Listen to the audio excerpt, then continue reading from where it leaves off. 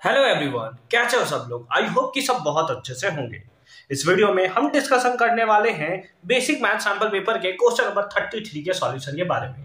अगर आपने इसे प्रीवियस वीडियो अभी तक नहीं देखा, साथ ही साथ आने वाले वीडियोस का सॉल्यूशन देखना चाहते हो तो कंप्लीट प्लेलिस्ट का लिंक मिलेगा आपको डिस्क्रिप्शन में, तो एक बार डिस्क्रिप्शन आप जरूर चेक कर लोगे। क्वेश्चन नंबर 33 क्या है? Prove that if a line is drawn to one side of a triangle to intersect the other two sides in distinct point the other two sides are divided in the same ratio. यानी कि ये BPT वाला question simple form में हमें देखने को मिल रहा है। उसके साथ साथ इस क्वेश्चन में एक और क्वेश्चन एडेड है जो इसको सॉल्व करने के बाद अभी हम लोग करते हैं।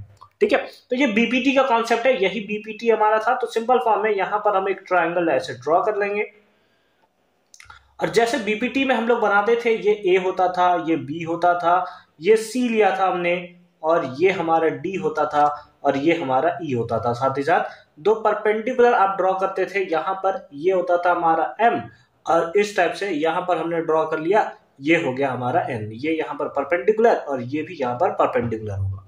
ठीक है, उसके साथ साथ इसको आप इससे ज्वाइन कर देते थे और इसको आप इससे ज्वाइन कर देते थे, ऐसा ही कुछ करते थे आप। ठीक है, तो बस यहां पर वही लिखना है कि हमें दिया हुआ है ना, गिवन से स्टार्ट कर रहा हूं मैं।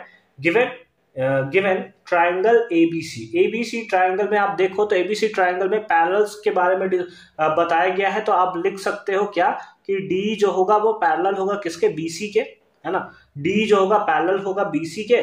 तो उस बेसिस पे प्रूव करना है। टू प्रूव क्या करना है? तो सिंपल फॉर्म में करना होता है AD by BD is equals to AE by EC। यही करना होता है, AD by BD equals to AE by EC, है ना। ये हमें प्रूव करना होता है। यहां पर कुछ हमने कंस्ट्रक्शन भी किया है, उसको भी मेंशन कर लेते हैं कि कंस्ट्रक्शन वाले पार्ट में क्या है। कंस्ट्रक्शन में है कि ज्वाइन कर दिया हमने, है ना, ज्वाइन कर दिया B to E, है ना, ज्वाइन BE एंड CD, है ना। CD और BC को हमने ज्वाइन कर दिया। उसके साथ साथ हमने एक चीज ड्रॉ भी किया था। ड्रॉ क्या किया था कि DM जो होगा वो परपेंडिकुलर होगा AC के ऊपर, ठीक है, एंड EN जो होगा परपेंडिकुलर है AB के ऊपर। यानी कि EN जो है वो परपेंडिकुलर है किसके ऊपर? दैट इज AB के ऊपर। ठीक है, तो अब आ जाओ इसके प्रूफ में कि इसको हम लोग प्रूफ कैसे करते हैं। ठीक है, इसको प्रूव हम लोग कैसे करेंगे इसके ऊपर।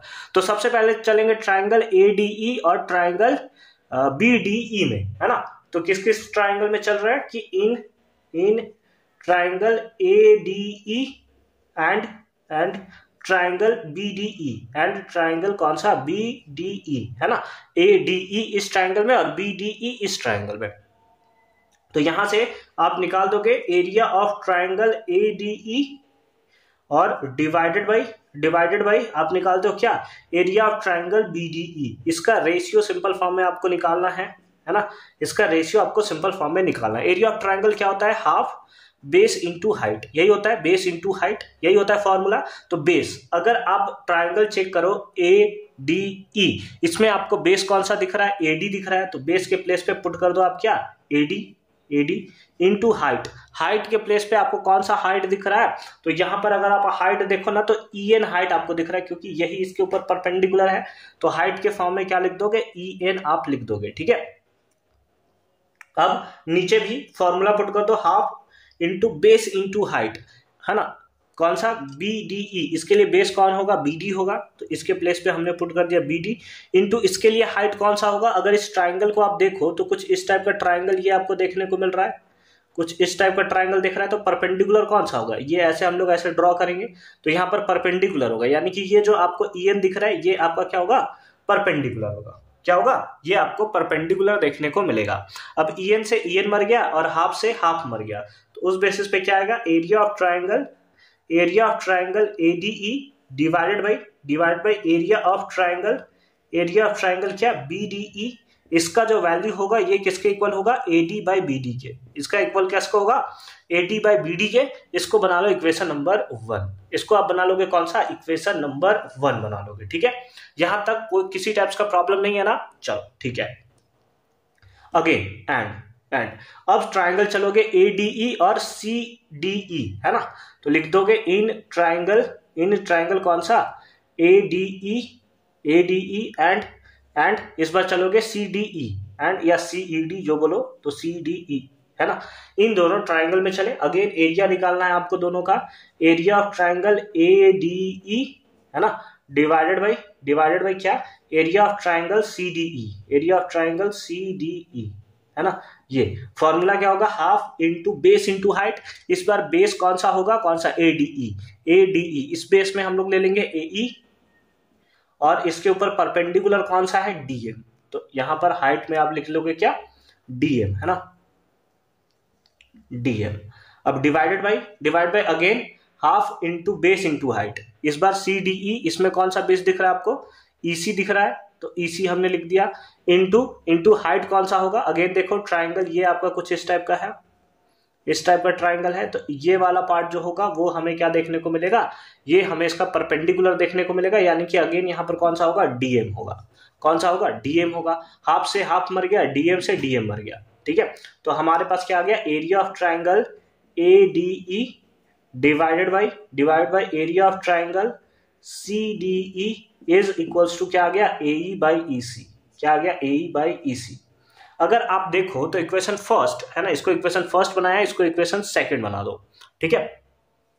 अगर फर्स्ट और सेकंड से देखो, है ना, तो आपको मिल चुका है AD by BD equals to AE by EC, है ना। यही आपको प्रूव करना था, AD by BD equals to AE by EC। लेकिन उसके लिए लेफ्ट वाला इक्वल होना चाहिए। लेफ्ट वाला इक्वल है क्या, ऊपर वाला दोनों का टर्म इक्वल है, बट BDE और यहां पर है CDE। अगर किसी तरीके से आप BDE एंगल को इक्वल कर देते हो CDE के, तो फिर तो आपका काम बन जाएगा, है ना। तो फिर तो आपका काम बन जाएगा, लेफ्ट लेफ्ट इक्वल होगा तो राइट राइट इक्वल हो जाएगा, ठीक है। तो यहां पर आपको यह देखना होगा कि अगर आप BDE और CDE को चेक करो, BDE और CDE, अगर इन दोनों को चेक करो तो आपको एक चीज देखने को मिल रहा है कि दोनों के दोनों सेम बेस पे आपको देखने को मिल रहा है, DE पे, है ना। BDE इसका भी बेस DE है, और CDE इसका भी बेस कौन सा है, DE है, और उसके साथ साथ दो पैरेलल लाइंस के बीच में है, तो इसलिए ये दोनों का एरिया क्या होगा, इक्वल होगा। ये आपने ट्राइंगल चैप्टर में पढ़ रखा होगा। तो यहां पर लिख देंगे कि since triangle BDE and triangle CDE, है ना, ये BDE और CDE, है ना, are on the same base, है ना। दोनों क्या है, सेम बेस, कौन से पे, DE पे प्रेजेंट है, same base D, and between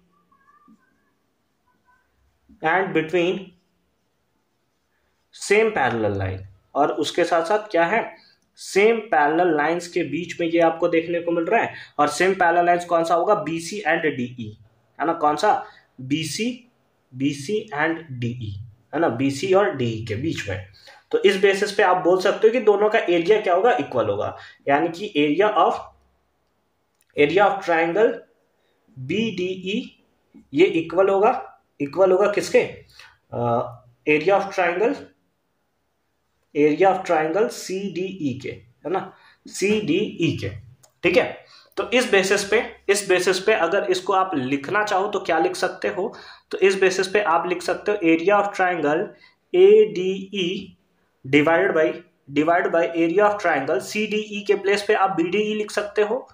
तो आप लिख दिया, इसके प्लेस पे लिख दिया BDE इज इक्वल्स टू क्या, AE बाई EC। इसको बना लो इक्वेशन कौन सा, इक्वेशन नंबर थर्ड।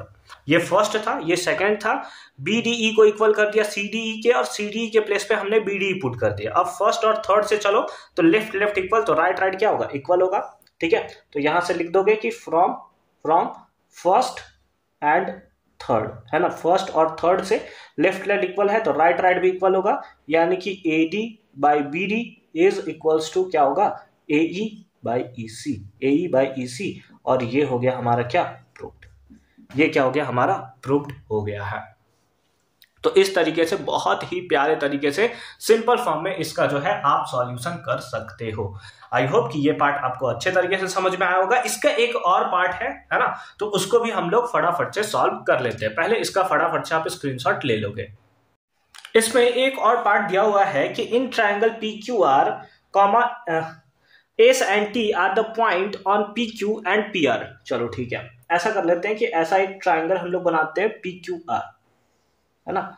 तो ये हो गया हमारा ट्राइंगल कौन सा, ये हम लोग लेते हैं Q और ये लेते हैं R, ठीक है। ऐसा है, S and T are the points on PQ। S जो है वो PQ पे है और ये ऐसा कुछ होगा, है ना। तो यहां पर बना लिया S, यहां पर बना लिया T, ठीक है। रिस्पेक्टिवली PS बाई SQ, ठीक है, is equals to PT by TR। अच्छा, ये कन्वर्स ऑफ बीपीटी के बेसिस पे फिर ये हो जाएगा पैरेलल, ठीक है।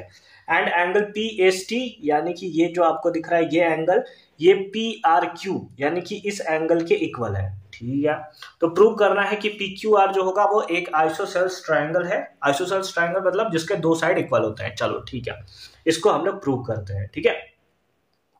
तो हमें गिवन क्या है, गिवन में हमें दिया है PS by SQ is equals to PT by TR। तो by कन्वर्स ऑफ BPT, है ना। अगर BPT के कन्वर्स से बात करें तो उस बेसिस पे ये दोनों क्या होंगे, पैरेलल होंगे। यानी कि ST जो होगा वो पैरेलल होगा किसके, QR के। ST जो होगा वो पैरेलल होगा किसके, QR के पैरेलल होगा। उसके साथ साथ एंड PST, अगर हम लोग बात करें कि एंगल PST जो होगा ये वाला एंगल होगा, क्या इस एंगल के इक्वल होगा, क्योंकि ये इसके पैरेलल है तो यहाँ वाला एंगल जो होगा इस वाले एंगल के इक्वल होगा कॉरस्पॉन्डिंग एंगल से। तो एंगल PST जो होगा वो इक्वल होगा किसके, दैट इज एंगल PQR के। एंगल PQR यानी कि इस एंगल से कैसे होगा, तो यहाँ पर आप लिख सकते हो दैट इज कॉरस्पॉन्डिंग एंगल, है ना, कॉरस्पॉन्डिंग एंगल, ठीक है। इस बेसिस पे ये हमें देखने को मिलेगा, ठीक है। उसके साथ साथ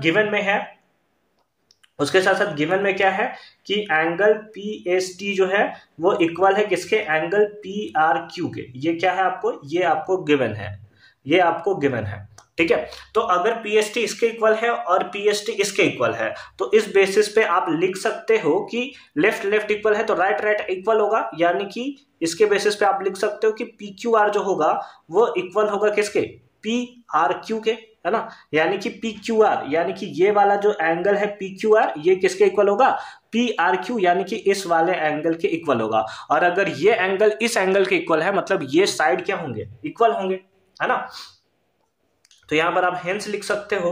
हेंस में क्या लिख सकते हो कि इसका मतलब हुआ कि PR जो है या PQ है, जो सिंपल फॉर्म में लिख दो कि PQ जो होगा वो PR के इक्वल होगा, है ना। इसका रीजन क्या लिखोगे, इसका रीजन लिखोगे side opposite to equal angle are equal, है ना। यानी कि अगर हमारा एंगल इक्वल है तो उसका अपोजिट साइड भी क्या होते हैं, इक्वल होते हैं, ना। यानी इसका अपोजिट साइड ये, इसका अपोजिट साइड ये, दोनों के दोनों क्या होंगे, इक्वल होंगे अगर ये दोनों एंगल इक्वल होते हैं तो, ठीक है। तो उस बेसिस पे हमने यहाँ पर लिख दिया है, ठीक है, कि ये इसके इक्वल होंगे। एंड इस बेसिस पे आप लिख सकते हो क्योंकि दो साइड सेम आ गया तो आप लिख सकते हो कि PQR is an isosceles triangle, isosceles triangle, है ना, आइसोसेलेस ट्राइंगल। और ये हो गया क्या हमारा, ये हो गया हमारा कंप्लीटली प्रूव्ड, है ना। तो बहुत ही प्यारे तरीके से हमने क्वेश्चन नंबर 33 जो है उसका सॉल्यूशन किया है। लेंदी हो गया क्योंकि दो क्वेश्चन इसमें और ये क्वेश्चन 5 मार्क्स के हैं तो इसको आपको बहुत अच्छे तरीके से याद करके रख लेने हैं, ठीक है। मिलते हैं आपसे अगली वीडियो में, तब तक के लिए अच्छे से पढ़ाई करते रहो। All the very best. Telegram पे हमें ज्वाइन नहीं किया तो फटाफट से आप वहां पर भी हमें ज्वाइन कर लोगे।